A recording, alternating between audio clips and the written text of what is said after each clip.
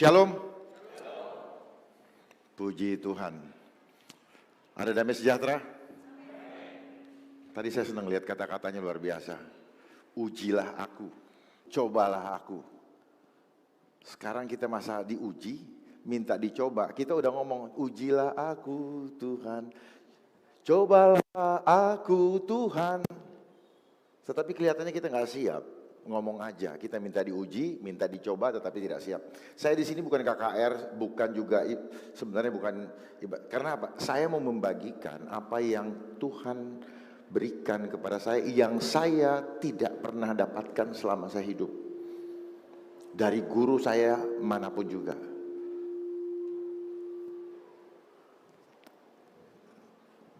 Sehingga biasakan begini, begitu kita terima dari Tuhan, saat itu juga berikan.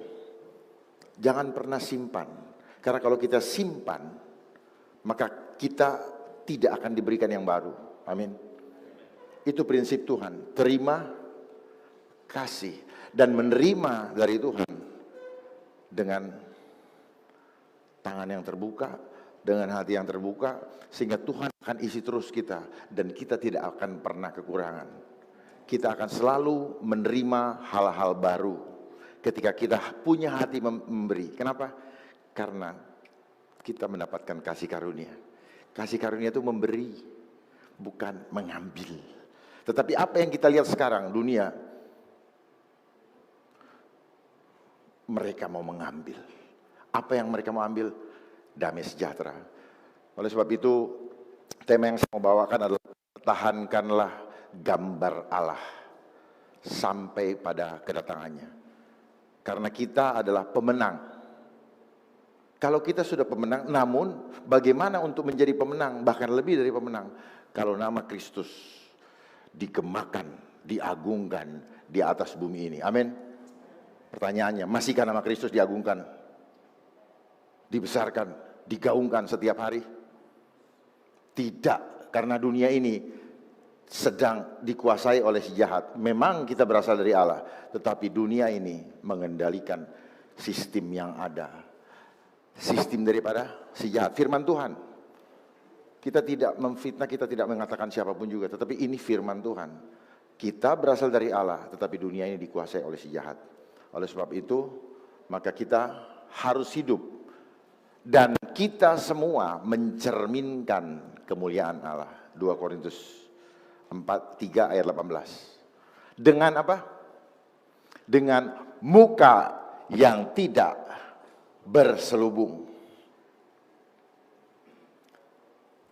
Dan kemuliaan itu kita peroleh dari Tuhan yang adalah roh.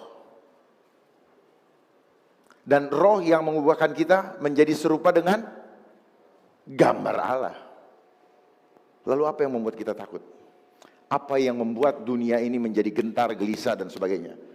Karena kita tidak lagi mencerminkan gambar Allah. Ini yang saya dapatkan dari Tuhan. Dan gambar Allah sebenarnya sejak bumi ini diciptakan, sejak Adam dan Hawa sudah ada gambar Allah. Tetapi dirusak oleh siapa lagi? Si jahat. Yang merusak dia. Lalu Tuhan Yesus datang kembali. Datang. Untuk apa? Untuk memperbaiki gambar Allah itu. Langsung digantikan, ada rohnya Kristus dalam diri kita. Untuk diperbaiki. Di restructure, rebuild. Nah sekarang dunia mau melakukan restructure ulang. Great reset. Dulu waktu itu kita sudah dibebaskan dari tanah perbudakan. Dibawa ke tanah perjanjian. Sekarang mereka mau membalikan kita ke tanah perbudakan. Apa yang sekarang sedang terjadi adalah roh perbudakan. Karena frekuensi ketakutan yang itu adalah perbudakan. Karena ketika ada roh perbudakan, maka ketakutan ada di situ. Dan ketakutan itu adalah lebih berbahaya dari istilah penyakit yang dibuat di ilmu pengetahuan dunia ini. Sebenarnya itu adalah serangan roh. Banyak kita tidak memahami diri kita, siapa diri kita. Kita hanya memuji Tuhan, menyembah Tuhan, tapi kita tidak mengerti bagaimana roh itu bekerja begitu rupa sehingga kita tidak sadar karena dia bermain di alam bawah sadar. Kalau bahasa ilmu pengetahuannya subconscious. Apa yang terjadi sekarang, dunia sedang diprogram dengan alam bawah sadar tanpa kita sadari. Makanya semua orang tidak. Nah, sementara ketika kita sekolah, yang diajar kepada kita hanya yang kelihatan. Sementara dia bermain di ruang yang tidak kelihatan, alam bawah sadar. Makanya firman Tuhan, kami tidak memperhatikan yang kelihatan, tetapi yang tidak kelihatan, karena yang tidak kelihatan adalah kekal. Nah, Bapak Ibu sekalian, adik-adik sekalian, ini berasal dari yang tidak kelihatan. Jadi tubuh ini, saya jalan ke sana kemari, ini digerakkan oleh yang tidak kelihatan. Ini badan saya ini benda mati, tapi dia hidup. Karena apa? Ada roh Allah. Sadari itu. Kalau kita menyadari hal tersebut, maka kita akan tahu siapa diri kita. Kalau kita tidak menyadari, maka ketakutan akan menguasai kita. Allah tidak memberikan roh ketakutan, melainkan roh yang membangkitkan kekuatan. Kekuatan apa? Iman. Kasih yang gimana? Sempurna. Ketertiban. Percaya 100%. Tidak waspada. Ini enggak ada cerita. Enggak ada cerita. Jangan diputar-balikan oleh konsep dunia yang separuh-separuh. Tidak pernah ada di Alkitab mengatakan bahwa firman Tuhan setengah ya, seperempat ya, 3/4 ya, 7/8 ya, enggak ada. 9/10 ya, enggak ada.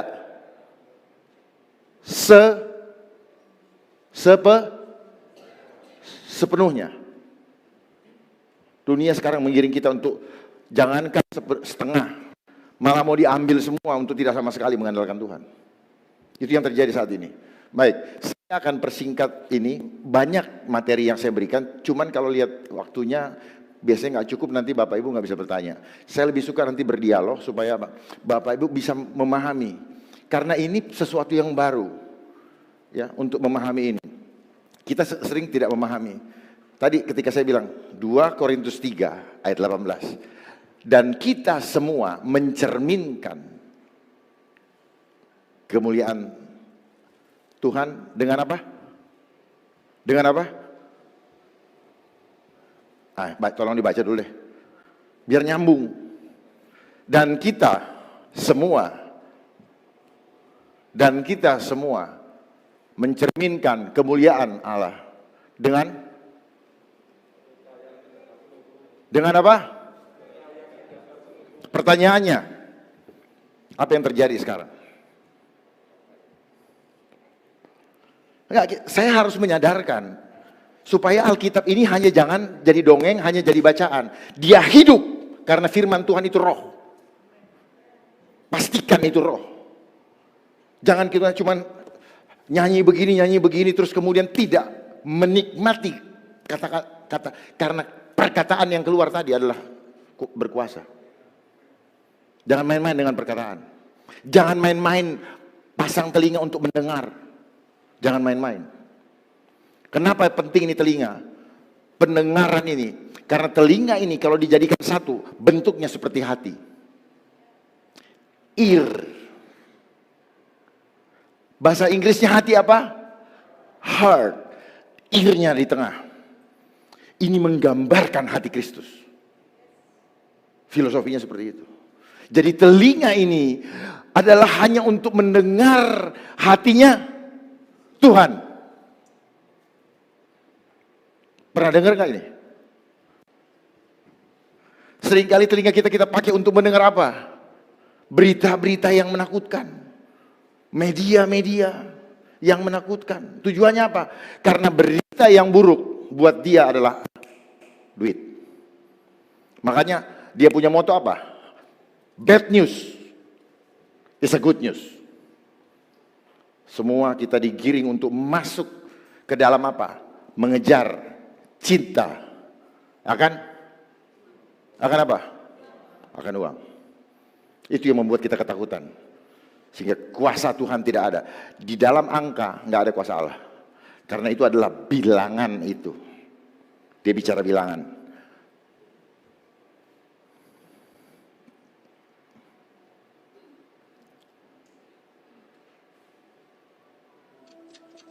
Time is short. Tolong My diperhatikan King ini. is coming soon. Because eternity matters, I will give him my all today. No regrets, no excuses, holding nothing back. With his help and by his power, I will leave no words unsaid, no deeds undone, no hope unshared. My faith moves mountains. My prayers calm storms. My words give life. My hands bring healing. My feet deliver the good news that Christ is risen and is coming again. God's word is a lamp directing my steps. His spirit is my power. When I'm weak, he makes me strong. Because Christ is coming, I will not back down, sell out, or be pushed around. My life is too valuable, my calling too great, my God too good to waste my life on things that don't last. I am empowered by God's Spirit, trained by his word, tried by fire. My name is written in his book. My life belongs to him. Because my life is not my own and earth is not my home. I will live for the glory of God and not for the applause of men. I am strong in the Lord and in his mighty power to do his will on earth as it is in heaven. Because Christ lives in me, trials will not stop me. People cannot break me. Money cannot buy me. Haters cannot silence me. Demons cannot defeat me. Time is short. My King is coming soon. Because eternity matters, I will give him my all today. No excuses, no regrets, holding nothing back. With his help and by his power, I will leave no words unsaid, no deeds undone, no hope unshared. Because Maranatha, our King is coming soon.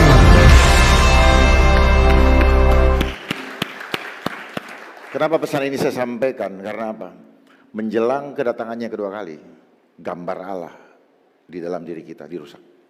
Sedang dirusak, bahkan sudah banyak yang rusak. Caranya bagaimana? Mari kita lihat.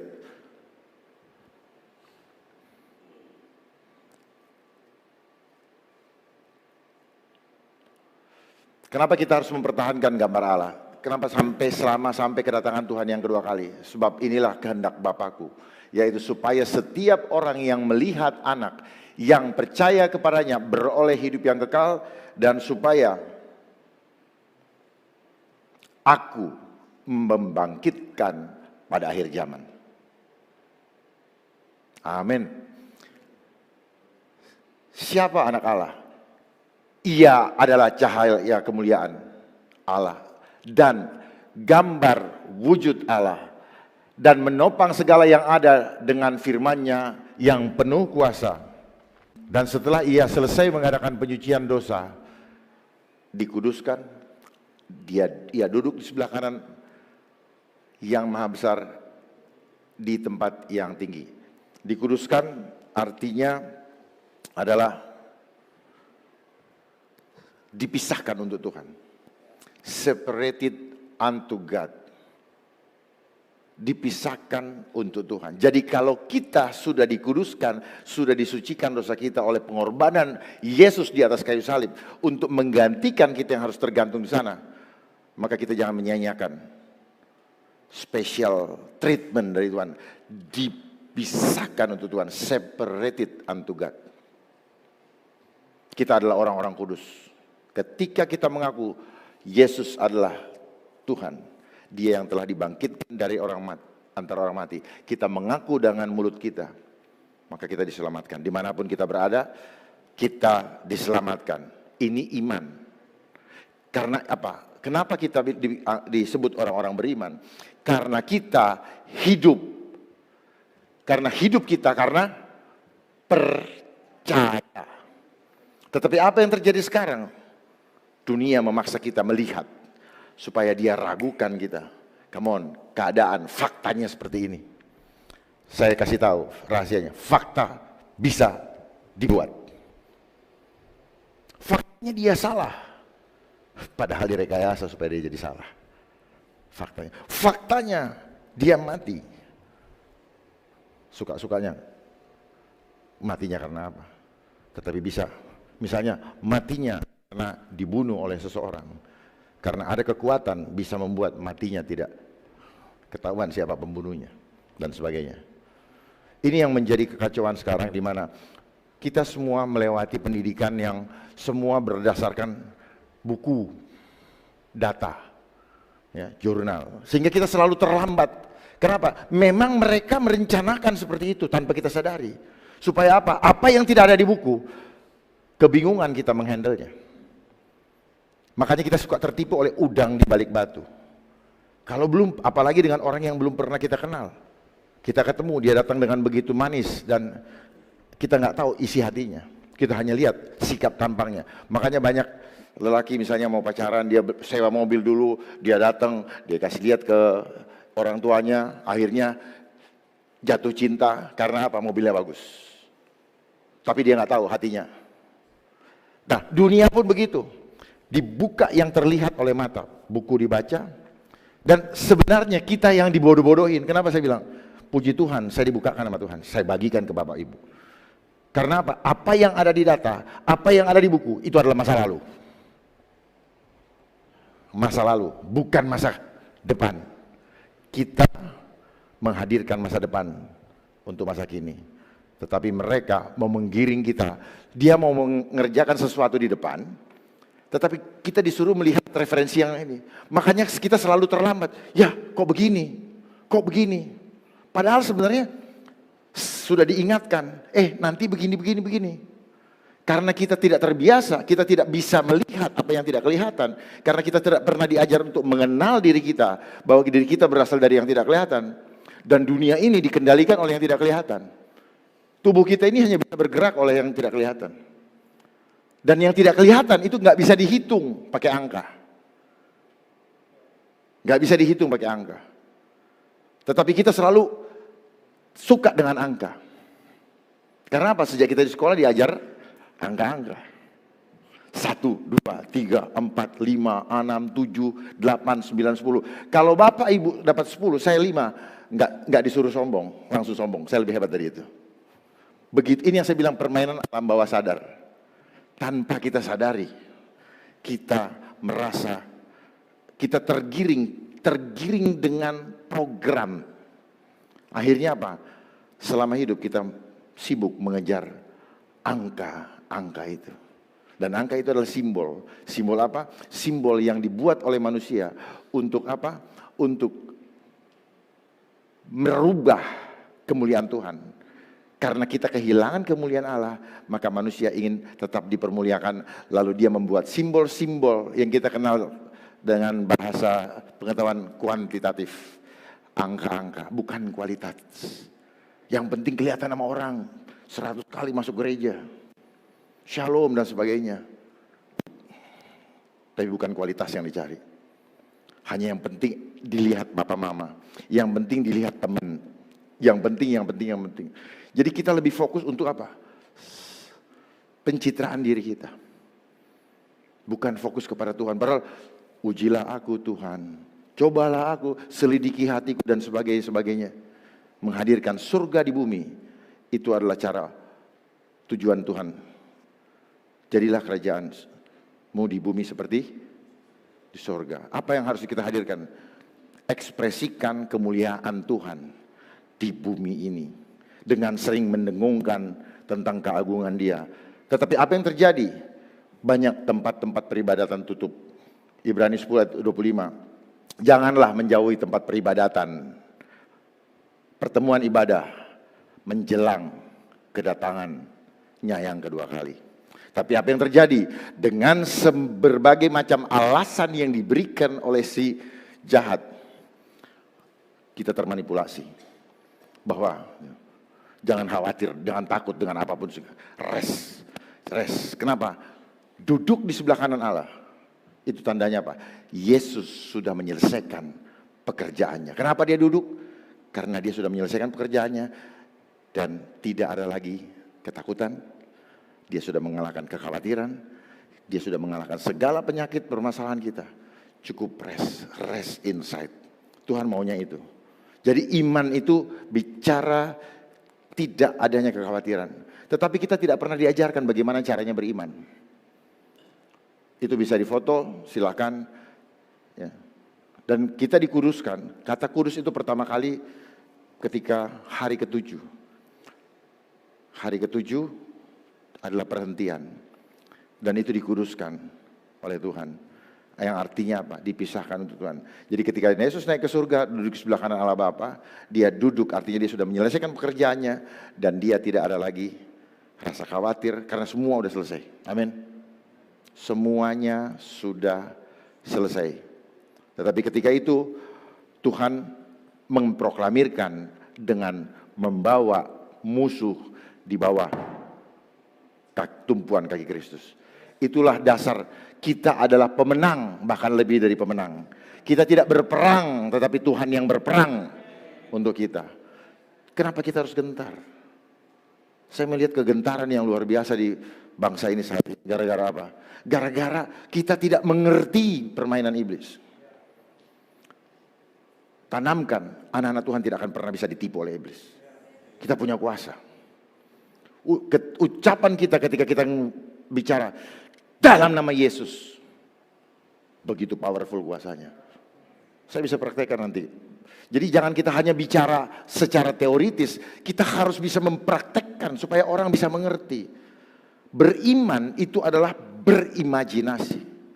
Hidup kita selama ini, apapun yang kita kerjakan semuanya berimajinasi. Bapak Ibu sebelum datang ke sini sudah mikirkan, sudah menghayalkan, berimajinasi tentang bagaimana ambience, bagaimana suasana, bagaimana tempat duduk, bagaimana jalannya, bagaimana keadaannya, dan bagaimana semuanya. Pikirkan itu, semuanya berimajinasi. Nah, dua dunia ini memberikan imajinasi. Imajinasi lewat gambar. Dia berikan gambar juga, tetapi keluar dari gambar Allah. Dan kita ucapkan terus, kita dengarkan itu. Makanya saya bilang, telinga kita untuk mendengarkan hatinya Tuhan. Suara hatinya Tuhan. Bukan telinga kita mendengarkan suara hatinya iblis. Itu yang membuat kita takut. Tadi saya lihat kan, wow. WL-nya luar biasa. Artinya apa? Ketika ada kuasa hadirat Tuhan, ketakutan hilang. Amin. Ketika ada hadirat Tuhan, ketakutan hilang. Jadi kalau ada ketakutan, berarti Tuhannya tidak ada sama kita. Dan Tuhan tidak selalu di sini. Dia omnipresent. Dimanapun kita berada. Kalau kita sudah terima Yesus, mengaku dengan mulut kita bahwa Tuhan Yesus adalah Tuhan dan Juru Selamat, Dia yang telah bangkit dari antara orang mati, maka saat itu juga kita diselamatkan. Itulah iman. Jangan minder dengan intimidasi iblis. Bapak orang berdosa, itu adalah permainan iblis. Membawa kita kembali kepada hukum Taurat. Karena tujuannya hukum Taurat hanyalah tambahan. Di mana ada hukum Taurat, di situ banyak pelanggaran. Kalau pelanggaran banyak, tetapi di mana ada banyak pelanggaran, di situ kasih karunia akan semakin melimpah. Amin. Tepuk tangan untuk Tuhan Yesus. Jadi kita semua diselamatkan. Lalu apa yang kita harus takutkan? Soal kematian itu hanya merubah dari tubuh fisik menjadi tubuh kemuliaan. Roh kita. Kita makhluk roh. Kita makhluk roh. Jadi setiap hari hidup kita adalah peperangan roh. Bukan cuma sekarang yes peperangan roh secara masif. Tetapi sebenarnya sejak kita hidup ke dunia ini, kita langsung dealing, kita harus langsung berkonfrontatif dengan roh di luar roh Allah. Kita berperang dengan itu setiap saat, setiap hari. Makanya nafas kita, setiap kita nafas, kita harus perkatakan firman Tuhan. Terima kasih Tuhan, terima kasih Tuhan, terima kasih Tuhan. Nah sekarang nafas hidup kita, ciri-ciri orang hidup gimana? Nah hidungnya terlihat bolong. Mana hidungnya yang bolong? Nah ibu bolong. Orang mati yang hidungnya ditaruh kapas. Tetapi sekarang kita diberikan kehidupan oleh Tuhan, lalu kita sendiri yang mematikan. Kenapa? Karena telinga kita, mind kita tidak dikendalikan lagi oleh firman, tetapi oleh apa? Media. Nih, medianya Tuhan ada di sini. Gereja Tuhan ada di sini, kita. Dan kita harus menampakkan, mencerminkan kemuliaan Tuhan. Dengan apa? Dengan apa tadi? Dengan apa? Oh ya, amin. Adakah yang berselubung? Firman Tuhan yang berbicara, bukan saya. Saya nggak takut untuk menyampaikan itu karena firman Tuhan. Jadi inilah tipu muslihat iblis. Dan ketika kita mau mencerminkan kemuliaan Tuhan, matanya tidak gentar. Tidak ada satupun yang dapat menggoyangkan iman kita. Tidak ada satupun juga. Siapapun, apapun, dimanapun, sampai kapanpun, tidak akan ada yang bisa menggoncangkan iman kita. Karena Yesus Kristus berkuasa. Saya bagikan, setiap saya memperkatakan Yesus, langsung dia dengar. Karena di dalam tubuh kita, saya nanti bukakan, ada connecting dengan Tuhan. Makanya di dalam tubuh kita itu ada Tuhan taruh GPS-nya, signal. Makanya Bapak Ibu suka merinding kalau mendengarkan itu. Itu signal. Saya kasih tahu. Masuk ke ruangan yang tidak nyaman, tidak enak juga, itu signal. Memang tidak kelihatan mata. Tetapi ketika kita menyampaikan nama Yesus, darah Yesus, Tuhan mendengarkan kita. Tuhan udah janji bagi orang yang menerima dia sebagai Tuhan dan Juru Selamat. Dia proteksi, completely powerful dia proteksi kita. Gak ada satu yang bisa memisahkan kita dari kasihnya dia. Tidak ada. Siapapun dia. Siapapun di dunia ini tidak akan pernah bisa memisahkan kita dari kasih karunia Tuhan. Imani itu. Imani itu. Siapapun. Jangan takut, hidup kita dipelihara sama Tuhan. Saya hidup, yang menghidupkan kita itu Kristus. Yang menghidupkan kita Tuhan. Lalu kenapa kita takut sama dunia ini? Lucu. Tuhan yang menghidupkan, kita bayar sama dunia ini. Kenapa? Karena kita cintakan uang. Takut gak dapat uang dari dunia ini. Ikut dunia ini. Firman Tuhan katakan, janganlah serupa dengan dunia ini. Tapi berubahlah melalui pembaharuan budimu. Firman Tuhan hafal semua. Sekarang implementasinya. Praktekkan sebagai warrior-warriornya Tuhan. Sebagai army of God. Saya lihat ini ada AOC, Army of AOG apa segala macam. Oh keren. Tinggal sekarang implementasinya. Bukan melawan secara fisik, enggak. Cukup connect sama dia. Kalau kita connect sama Tuhan, gak ada satupun. Firman Tuhan berkata ini. Ada tertulis, manusia bukan hidup dari roti saja. Cuman yang membuat kita takut ini apa? Takut kehilangan roti. Tapi dari setiap firman yang keluar dari mulut Allah, artinya kita hidup dari nafasnya Allah. God's breath. Jadi firman Tuhan, firman Allah yang kita baca setiap hari, itu adalah ilhamnya Allah. Ilham itu apa? Theopneustos. Itu artinya apa? Itu ditulis sendiri dari nafasnya Allah. Jadi setiap kita firman, kita sedang menghirup nafasnya Allah. Lah sekarang kita punya nafas. Nafasnya Allah kita tolak. Kita racuni sendiri. Untuk apa? Merusak gambar Allah.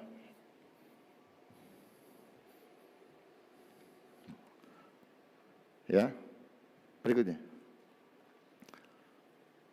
Jadi jangan rusak gambar Allah. Ini rancangan awal Allah. Saya nggak mau lama-lama, biar Bapak Ibu cepat saja supaya saya punya waktu untuk lebih menjelaskan lebih dalam. Dari awal. Tolong konsentrasi. Dalam keadaan begini saja, iblis suka ganggu. Saya tadi di pesawat diganggu. Dibikin sesek. Dibikin kedinginan. Tapi jangan khawatir, senyum aja. Dia nggak akan tembus ketika kita betul-betul ini. Kapan saja, saya juga suka dibikin hang, dibikin error. Itu adalah serangan. Tetap bertahan.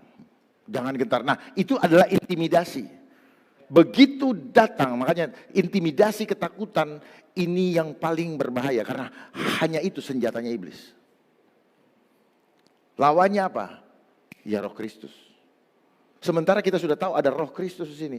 Kenapa kita kalah? Kita terintimidasi. Kenapa kita tidak hidupkan roh itu, nyala api Roh Kudus tadi. Jadi gambar dan rupa Allah itu adalah idenya Tuhan sendiri. Nah, kalau kita gambarnya Allah, kita image of God, maka kita seperti buah jatuh tidak jauh dari pohonnya.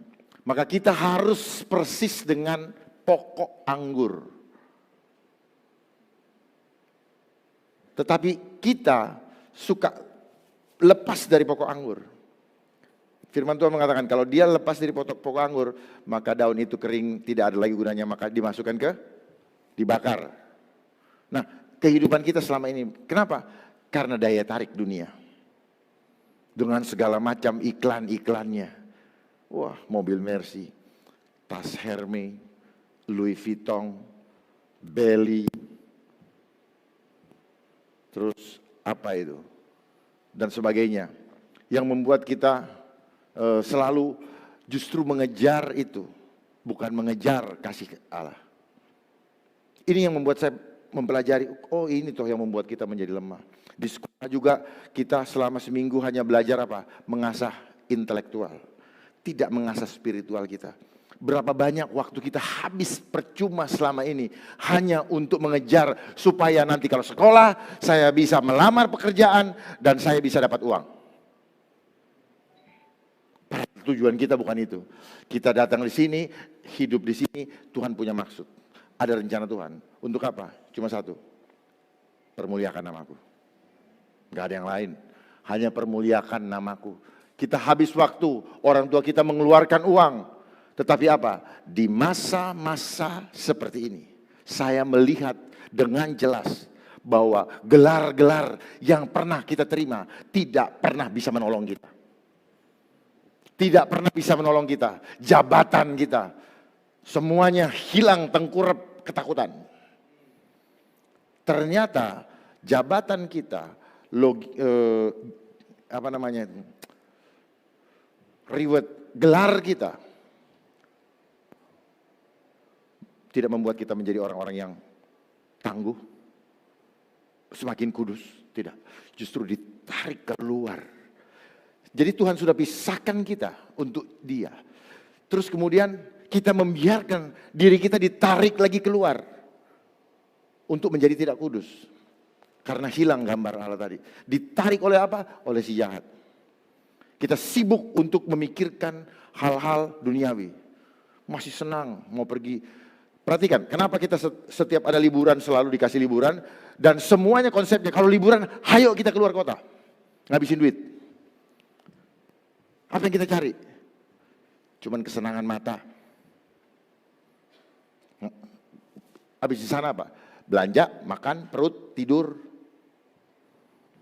Habis waktunya.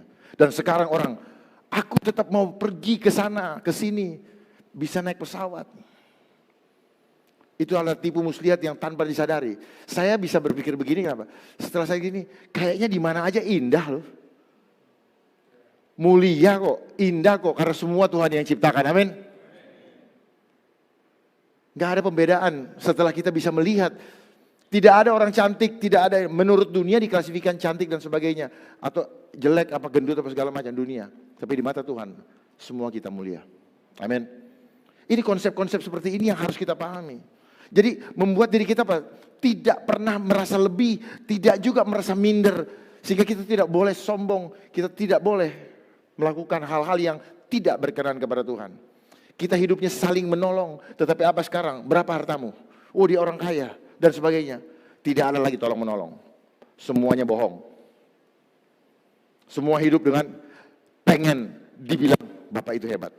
Dari kacamata dunia yang terlihat oleh mata. Coba lihat di media sosial, semua mainnya supaya dilihat orang, dilihat mata. Dan media sosial, gadget yang ada di tangan Bapak, ini adalah cara iblis untuk apa? Menangkap jiwa-jiwa secara masif tanpa bisa tertolong. Dia lebih duluan untuk menginikan jiwa-jiwa. Lanjut. Oh, ya. Dan rancangan Tuhan apa? Kita disuruh menguasai dan menaklukkan dunia ini. Lalu beranak cucu. Tapi apa yang terjadi? Justru dunia ini menguasai kita dan menaklukkan kita. Dengan apa? Dengan teknologi. Disuruh beranak cucu. Lah kok sekarang banyak yang mati? Penuhilah bumi. Tidak mungkin Allah yang sama yang menghidupkan kita dan menjadikan kita serupa dan gambarnya. Kemudian Allah yang sama punya ide untuk membuat kita binasa. Tidak mungkin.